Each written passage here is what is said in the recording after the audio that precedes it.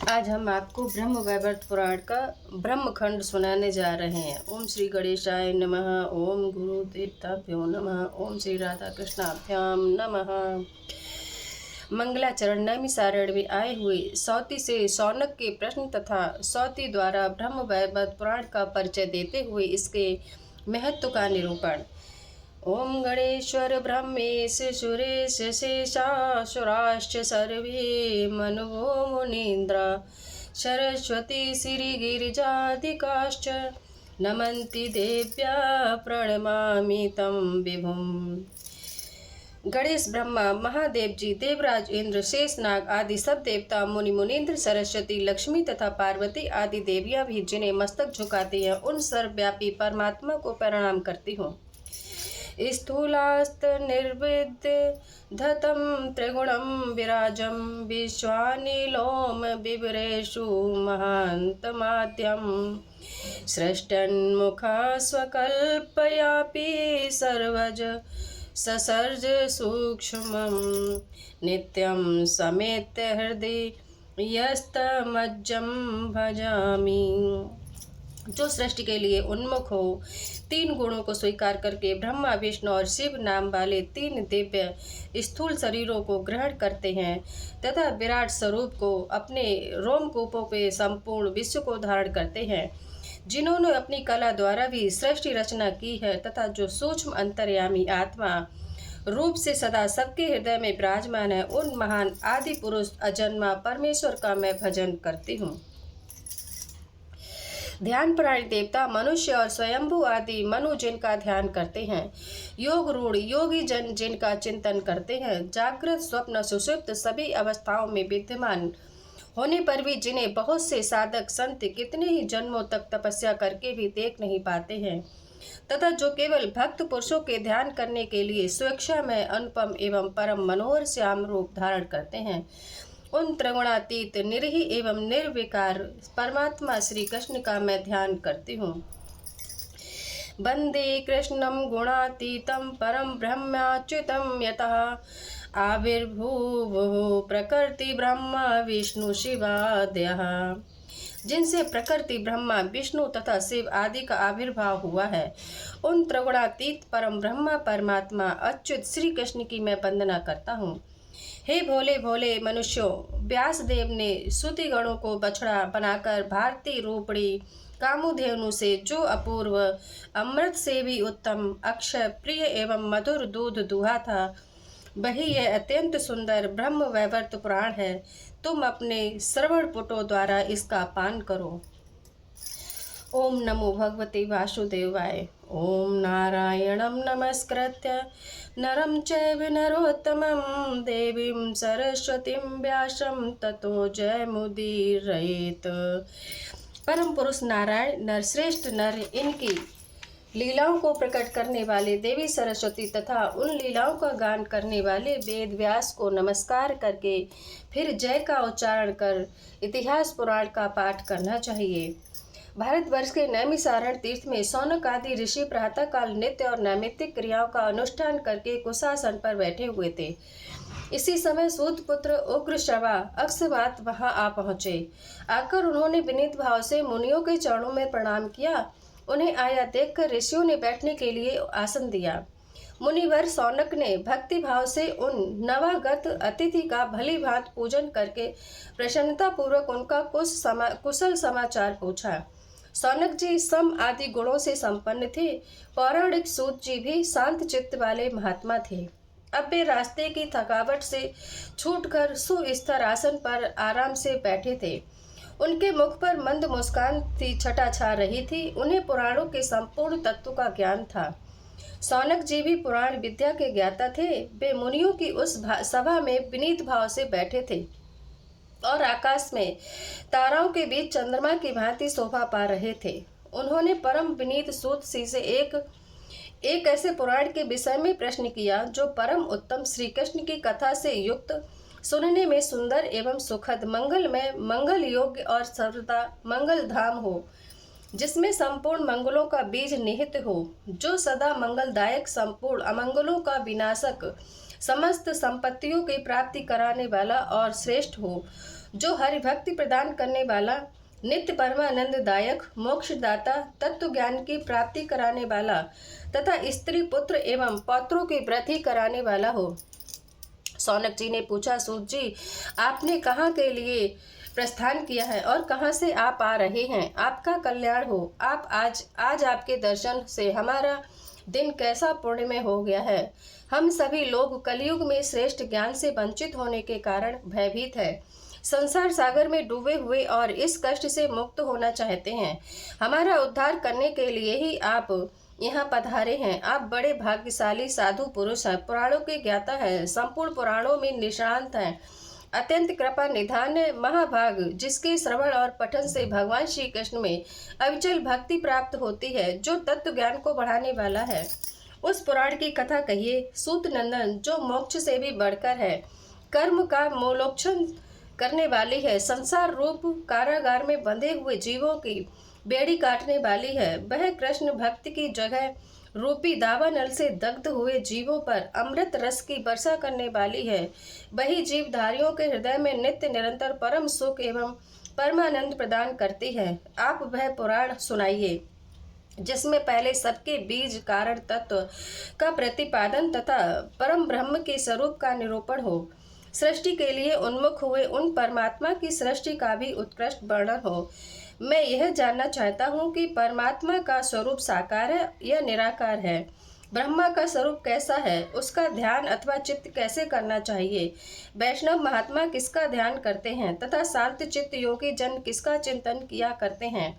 वेदों में किनके गूढ़ एवं प्रधान मत का निरूपण किया गया है? वत्स, जिस पुराण में प्रकृति के स्वरूप का निरूपण हो, गुणों का लक्षण वर्णित हो तथा महंत हो, आदि तत्वों का निर्णय किया गया हो, जिसमें गोलोक, वैकुंठ, शिवलोक, अनन्य स्वर्गादि लोकों का वर्णन हो, अंशों और कलाओं का निरूपण हो, उस पुराण को श्रवण कराइए। सूत नंदन, प्राकृतिक पदार्थ क्या है, प्रकृति क्या है तथा प्रकृति से परे जो आत्मा या परमात्मा है उसका स्वरूप क्या है? जिन देवताओं और देवांगनाओं का भूतल पर गुण रूप से जन्म या अवतरण हुआ है उनका परिचय भी दीजिए। समुद्रों, पर्वत, सरताओं के प्रादुर्भाव की भी कथा कहिए। प्रकृति के अंश कौन है, उसकी कलाएं और उन कलाओं की भी कलाएं क्या हैं? उन सबके शुभ चरित्र, ध्यान, पूजन, स्तोत्र आदि का वर्णन कीजिए। जिस पुराण में दुर्गा, सरस्वती, लक्ष्मी, सावित्री का वर्णन हो, श्री राधिका का अत्यंत अपूर्व और अमृतोपम आख्यान हो, जीवों के कर्म विपाक का प्रतिपादन तथा नरकों का भी वर्णन हो, जहाँ कर्म बंधन का खंडन तथा उन कर्मों से छूटने के उपाय का निरूपण हो, उसे सुनाइए। जिन जीवधारियों को जहाँ जो शुभ या अशुभ स्थान प्राप्त हो, उन्हें जिस कर्म से जिन जिन योनियों में जन्म लेना पड़ता हो, इस लोक में देहधारियों को जिस कर्म से जो राग होता हो, रोग होता हो, जिस कर्म के अनुष्ठान से उन रोगों से छुटकारा मिलता हो, उन सब का प्रतिपादन कीजिए। सूतनंदन, जिस पुराण में मनसा, तुलसी, काली, गंगा, वसुंधरा, पृथ्वी, इन सब का तथा अन्य देवियों का भी मंगलमय आख्यान हो, शालिग्राम शिलाओं तथा दान के महत्व का निरूपण हो, अथवा जहाँ धर्माधर्म के स्वरूप का अपूर्व विवेचन उपलब्ध हो, उसका वर्णन कीजिए। जहाँ गणेश जी के चरित्र, जन्म तथा कर्म का, उनके गूढ़ कवच, स्त्रोत, मंत्रों का वर्णन हो, जो उपाख्यान अत्यंत अद्भुत और अपूर्व हो, कभी सुनने में न आया हो, वह सब मन ही मन याद करके इस समय आप उसका वर्णन करें। परमात्मा श्री कृष्ण सर्वत्र परिपूर्ण हैं, तथापि इस जगत में पूर्ण क्षेत्र भारतवर्ष में जन्म अवतार लेकर उन्होंने नाना प्रकार के लीला विहार किए। मुनि, जिस पुराण में उनके इस अवतार तथा लीला विहार का वर्णन हो, उसकी कथा कहिए। उन्होंने किस पुण्यात्मा के पुण्यमय ग्रह में अवतार ग्रहण किया था? किस धन्य मान्य पुण्यवती सती नारी ने उनको पुत्र रूप से उत्पन्न किया था? उसके घर में प्रकट होकर वे भगवान फिर कहाँ और किस कारण से चले गए? वहाँ जाकर उन्होंने क्या किया और वहाँ से फिर अपने स्थान पर कैसे आए? किसकी प्रार्थना से उन्होंने पृथ्वी का भार उतारा तथा किस सेतु का निर्माण, मर्यादा की स्थापना करके वे भगवान पुनः गोलोक को पधारे? इन सब से तथा अन्य उपाख्यानों से परिपूर्ण हो, जो श्रुति दुर्लभ पुराण है, उनका सम्यक ज्ञान मुनियों के लिए दुर्लभ है। वह मन को निर्मल बनाने का उत्तम साधन है। अपने ज्ञान के अनुसार मैंने जो सुबह शुभ बात पूछी है या नहीं पूछी, उसके समाधान हेतु जो पुराण तत्काल वैराग्य उत्पन्न करने वाला हो, मेरे समक्ष उसकी कथा कहिए। जो शिष्य के पूछे अथवा बिना पूछे हुए विषय की भी व्याख्या करता है, योग्य या अयोग्यता के प्रति भी संभाव रखता है, वही सत्पुरुषों में श्रेष्ठ सद्गुरु है। सौती बोले कि मुने, आपके चरणार बिंदु का दर्शन मिल जाने से मेरे लिए सब कुशल ही कुशल है। इस समय मैं सिद्ध क्षेत्र से आ रहा हूँ और श्री नारायण आश्रम को जाता हूँ। यहाँ ब्राह्मण समूह को उपस्थित देखकर नमस्कार करने के लिए चला आया। साथ ही भारतवर्ष के पूर्णदायक क्षेत्र नैमिषारण्य का दर्शन भी मेरे यहाँ आगमन का उद्देश्य है। जो देवता ब्राह्मण गुरु को देखकर वेगपूर्वक उनके सामने मस्तक नहीं झुकाता है, वह काल सूत्र नामक नरक में जाता है तथा जब तक चंद्रमा और सूर्य की सत्ता रहती है तब तक वह वहीं पर पड़ा रहता है। साक्षात श्रीहरि भारतवर्ष में ब्राह्मण रूप से सदा भ्रमण करते रहते हैं। श्रीहरि स्वरूप उस ब्राह्मण को कोई पुण्यात्मा ही अपने पुण्य के प्रभाव से प्रणाम करता है। भगवान, आपने जो कुछ पूछा है अथवा आपको जो कुछ जानना अभीष्ट है, वह सब आपको पहले से ही ज्ञात है। तथापि आपकी आज्ञा शिरोधार्य कर मैं इस विषय में कुछ निवेदन करता हूँ। पुराणों में सारभूत जो ब्रह्म वैवर्त नामक पुराण है, वही सबसे उत्तम है। वह हरि भक्ति देने वाला है, संपूर्ण तत्वों के ज्ञान की वृद्धि कराने वाला है। यह भोग चाहने वालों को भोग, मुक्ति की इच्छा रखने वालों को मोक्ष और वैष्णवों को हरि भक्ति प्रदान करने वाला है। सबकी इच्छा पूर्ण करने वाले के लिए यह साक्षात कल्प वृक्ष स्वरूप है।